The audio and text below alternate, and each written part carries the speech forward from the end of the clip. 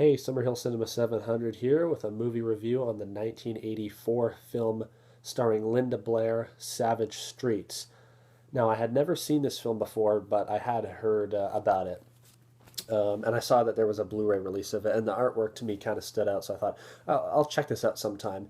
And, anyways, if you watched my last video, I explained a little bit about the free streaming service Tubi TV. I explained it more on my last video, but it's available free on Tubi TV, and so I watched it on there a couple days ago, and enjoyed the film enough to do a review about it. I wrote down some notes while I was watching the film, and I'll try to make this review less of a beat by beat review than my last one that I did of the stuff, where I kind of explained a bit too much, I found. So I just have a few notes here just to talk about like the basic plot of this movie and stuff. So basically, at the start of this movie, we see this like group of we'll just call them punks, because they're just like these punk type bully characters driving around in their car, leather jacket clad, kind of like greaser type guys, driving around in their car, causing havoc in the streets, basically. And anyways, then we see Linda Blair and her friends. They're basically walking around. It's this cool opening scene where they're just walking around like this really urban setting. There's all like these sex shops and like surplus stores, kind of 42nd Street type looking stuff. But anyways, basically in this movie, Linda Blair and her friends keep having run-ins with these punks. It's revealed early in the film that Linda Blair has a sister who's deaf, and we see them hanging out together at the start of the film along with some of Linda's other friends, and they're walking down the street, and these punks are speeding around in their car, and they end up almost hitting Linda Blair's sister who's deaf. And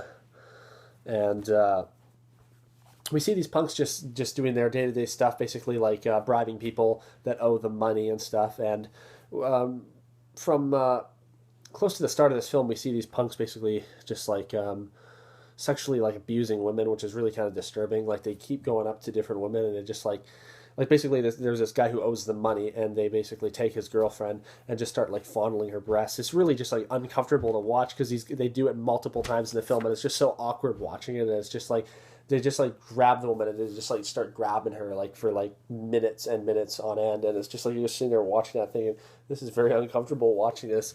And anyways, Linda Blair and her friends end up stealing the punk's car and basically going for this joyride, and that's what basically starts this whole battle with the punks against Linda Blair and her friends. We see all these scenes of them like in school. I guess they're supposed to be in high school. Every character in this film definitely looks like they're way too old to be in high school, but that's a lot of films in the 80s are like that. It's hilarious, especially these punk guys. Like, I don't know if they're actually a part of the high school, because they go to the high school at one point, and the principal tells them to basically get the fuck off the campus. And so I don't know if they are high school. I thank God that there were not people like that when I was in high school, like these 7-foot-tall, like, hairy-chested punks, because that would have been pretty fucking terrifying. Anyways... So, we see lots of high school scenes and just nonsense going on and whatnot. There is a shower scene where we see like every freaking girl in the school completely naked in the shower. Can't complain about that. There's also a scene where Linda Blair is doing like an aerobics class in the gymnasium with all these other students, and they're wearing like very like skimpy like aerobic outfits. Now that, on the other hand, I wish there was when I was in high school. Unfortunately, there wasn't. Anyways, so we see that shower scene, and we see Linda Blair's character. She keeps getting in this argument too with this other girl, because the other girl thinks that Linda Blair likes her boyfriend, even though she doesn't. It's really stupid, awkward scenes and stuff. And then on to basically the biggest thing that happens in this movie. So Linda Blair is a sister who's deaf. She's in the gymnasium one day studying, and all of a sudden she gets up and starts dancing, and she's actually like very beautiful. She gets up and she, not that that's like supposed to be surprising, but she's very beautiful. And she gets up, she starts like dancing, almost like ballet style dancing. And it's just like this really nice scene where it's like slow motion, she's dancing, and it sounds corny, but it's really like nice. She's very beautiful, she's dancing around, whatever.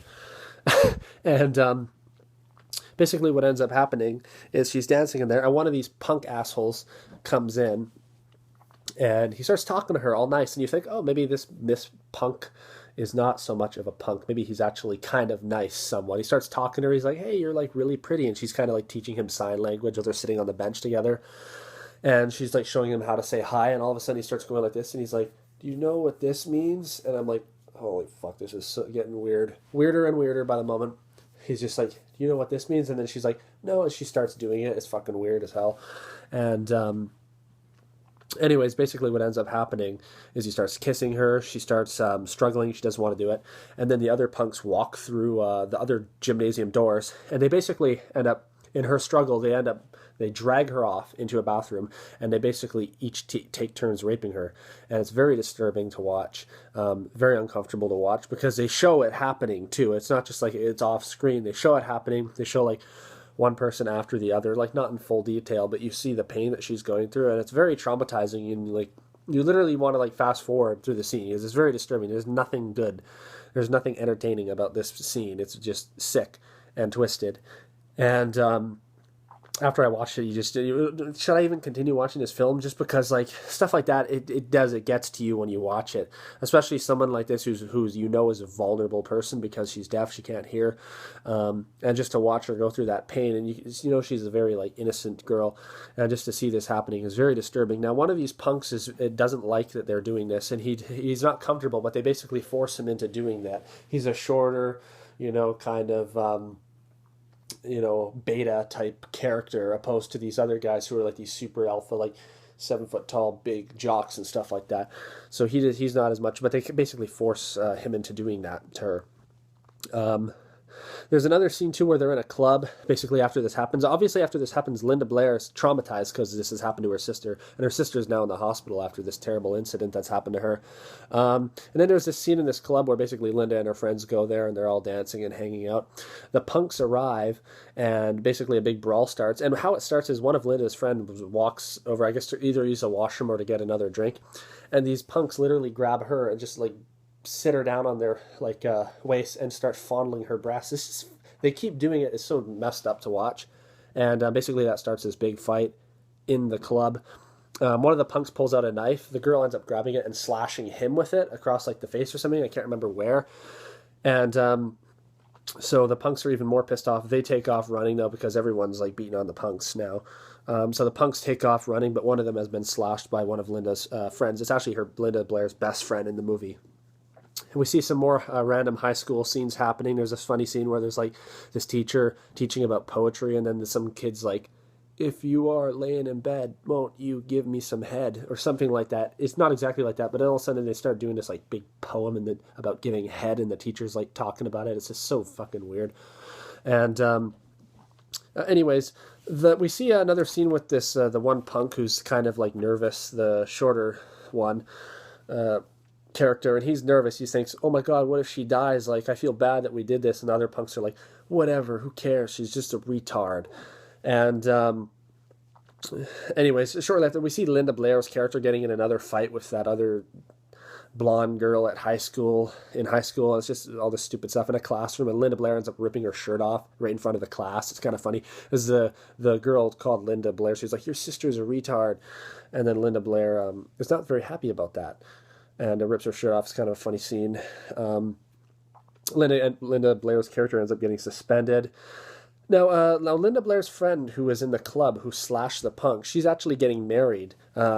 Back in when this movie was filmed, something like that, where a high school student would be getting married, was definitely more common than it is today. To watch this, if this movie was made today, you'd be going, that's kind of weird.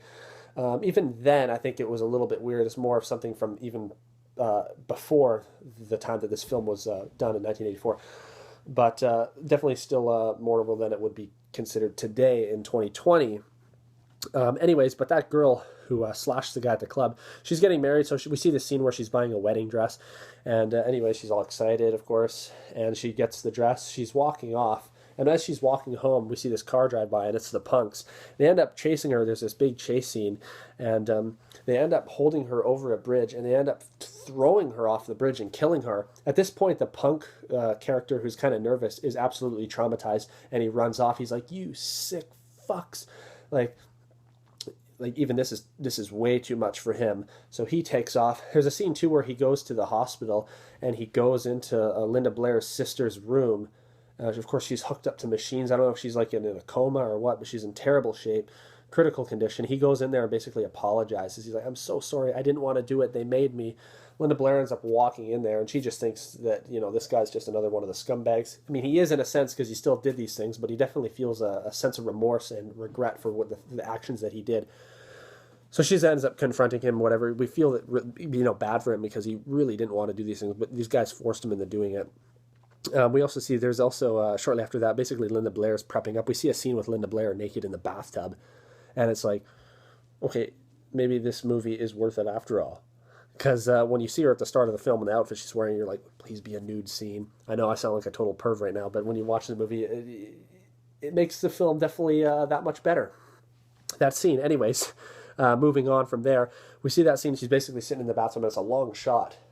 You see quite a bit in that 20, 30-second slow camera moving into her. We see a little bit of everything, let me tell you. Anyways, basically after that, she's getting prepped up. She takes off, basically to go take out these punk motherfuckers. And she suits up. She goes to the punk's house, the one who's nervous. I know I keep calling them punks, but I don't know what else to call them. Don't mean to be insulting to those of you out there who are punk rockers and stuff like that. Not insulting, but these guys are they're not punk rockers, they're punk assholes. She goes over to his house, confronts him. She's like, why'd you do the things you did? Holds a knife to his throat. Basically ends up letting him live because I think she knows that he's really sorry for what he did, I guess. And she ends up going to this like warehouse type area, I guess, where the punks are known to hang out. And basically ends up, there's this big fight. She ends up shooting one of them in the neck with an arrow. Another one steps in a bear trap. She's laid like all these traps out on the ground, and I think the other one, I think that's how he dies. It's kind of off screen, his kill, but the effect where he gets shot in the neck with the arrow is pretty good effect. Other one dies by a bear trap. And then basically the main bad guy in this film, who's like the head of this punk group, like the lead gang guy or whatever, they get in a big fight. And the way that he ends up dying is, let's just say, by way of fire. A very slow, painful death. I won't give it away. I try to keep these videos spoiler-free if possible. Unfortunately, probably 99% of these movie reviews are full of spoilers. Again, I know I gave a lot away in this film, but I'm going to leave that ending to you if you want to watch it. But yeah, let's just say that things get a little bit hot at the end there for the main punk, and we definitely feel happy after watching that. He definitely gets what he deserves. I'll just say that. So, anyways, this film is definitely... and then basically it ends at like this cemetery scene. We see that the sister is okay. And then there's just this scene in the cemetery because of Linda Blair's best friend, who was killed. So this film is definitely entertaining. It's by no means a great film. The punk characters in this film, though, they play very good bad guys, and you genuinely hate them while you're watching this movie. So definitely their acting was very good. The special effects are decent, especially like the scene, like I said, there's a scene where you see that arrow go right through the guy's neck, I believe, from like the front to the back. That effect's pretty good. So the special effects, as far as gore effects goes, there's not a lot of gore in this film, but the times that there are done pretty well. The music is very good too. It's got a very 80s feel to this film. Of course, the film was done in 1984, so that's to be expected.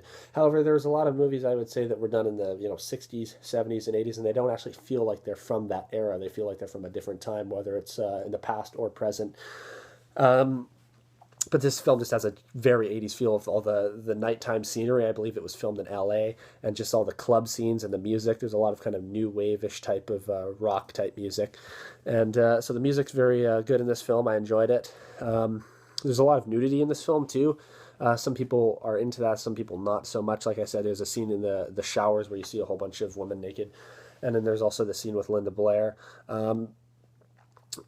The city scenery also is very is kind of cool. Gives this a nice urban feel to the film. Other than that, there's not a lot that I didn't like. It was slow at times where they keep showing just these scenes of their day-to-day life in high school, but it kind of builds character while you're watching those scenes. So overall, it was definitely an entertaining film. I don't know if I'd watch it again anytime soon, but sometime in the near future. And Linda Blair's character is, honestly, I'd say she's like kind of like the female Charles Bronson in this film, the female Death Wish. So she plays the part pretty well, and you definitely feel for her, the things that she goes through in this film, and it's nice to see her get her revenge on these assholes. Anyways, a Blu-ray release was done by Scorpion Releasing, aka Code Red, and it's available online. I believe it's not hugely available. I believe it's going out of print at some point, but you can still get it. Like RoninFlix.com has it with a nice slipcover. So I might end up picking this Blu-ray up eventually because I did enjoy the film. I wouldn't pay full price for a film like this, but it was definitely entertaining, and I had a good time with it. I've definitely seen much worse films. I've definitely seen better films as well. But anyways, that's 1984's Savage Streets, starring Linda Blair. I would say that I do recommend this film for fans of 80s action films. It's a good one. There's much better 80s action films out there. There's much worse ones. But this is definitely entertaining. And like I said, it's got some good effects, great music, and a lot of nudity, if you're into that. It was a fun one. It was definitely a fun movie. So anyways, I'm going to stop rambling on. Thank you very much for watching this video. Until next time, take care of yourselves.